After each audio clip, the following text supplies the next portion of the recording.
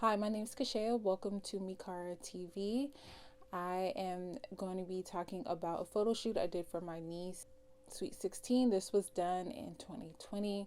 I decided to go ahead and post this video because there was some mistakes that I made that I figured I would share, especially with photographers that are just beginning. And so I'm just going to go over my mistakes. And then for all the beginner photographers out there, there is a book that I recently purchased. I feel like it's a really good resource for especially beginning photographers. And it's called The Natural Light Portrait Book. He gives a lot of tips about lighting, posing, what's needed to shoot outside, inside, how to get that perfect window light. He also talks about the best lens to use for portrait photography. And the link for this book will also be in my description, and these are affiliate links as well. But this is a really good resource. It's straight to the point, and it's something that is really good to carry around with you, or even to read before, during, or after a shoot. So yeah, definitely give it. Okay, so let's dive in. So first we started off with a Pinterest board just to get a better idea of the type of shoot that she wanted. So these are our reference pictures. I think it's always good to do a Pinterest board with your clients just to get a full idea of what they want. Then we purchased the backdrop from Amazon from Superior Seamless. We purchased the 82 inches wide by 16.5 feet long. And I think we got it fairly fast, actually. So there's me, and that's my cousin in the background helping me decorate. So the backdrop came in this really long box. Yeah, it was a little tough getting all that tape off. It came in this really long tube.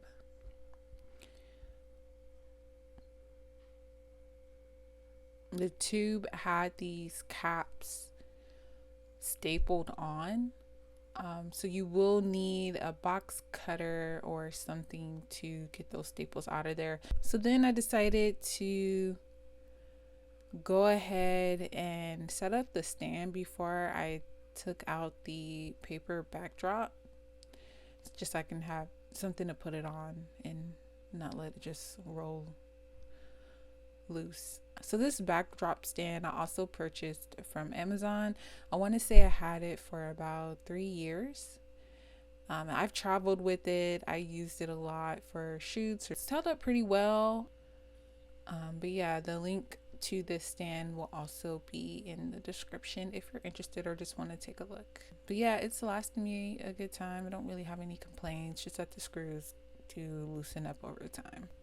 Okay, so back to the backdrop. Now I have my box cutter and I'm just loosening up, but I was able to get the cap off.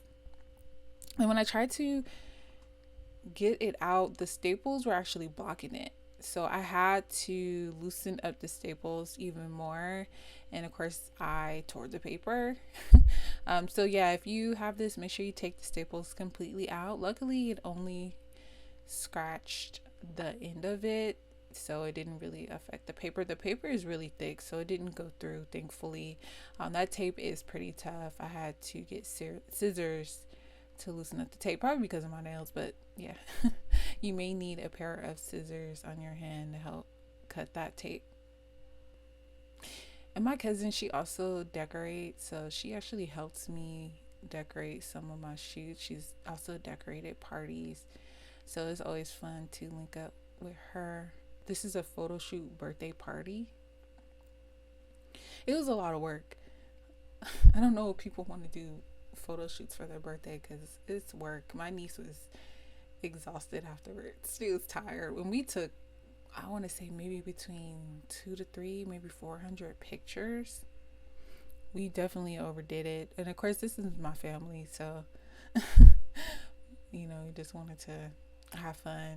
Oh, and you will need clips. You'll definitely need some clips to hold the backdrop because otherwise it's just gonna keep falling and sliding. But the paper is really beautiful. The pink is really beautiful. Here is my niece, one of my nieces. It's for her birthday. man. She's turning 16. Oh my god.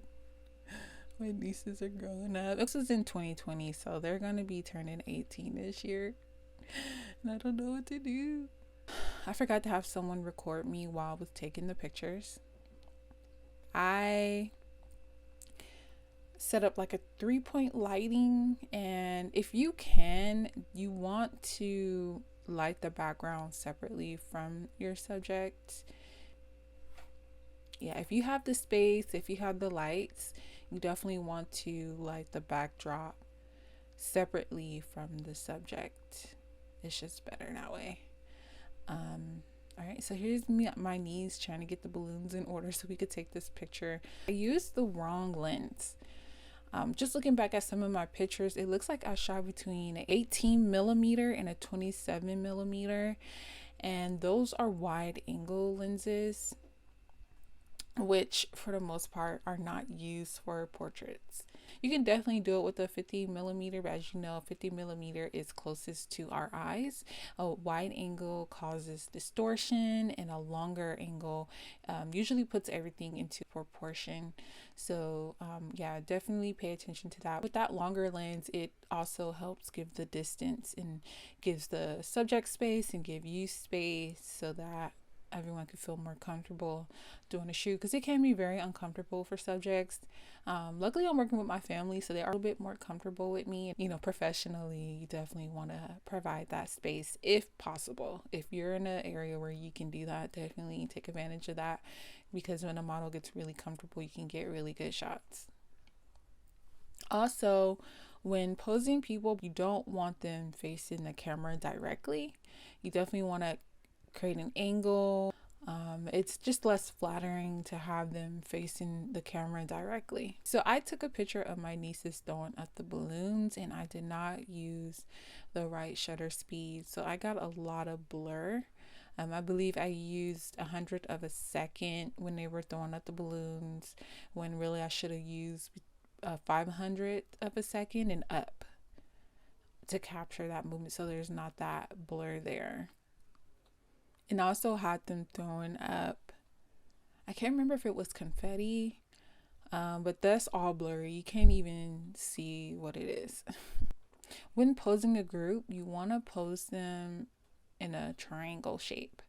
It makes the photo more engaging and more dynamic, and it gives it a more balanced composition, and it makes everything look more proportionate.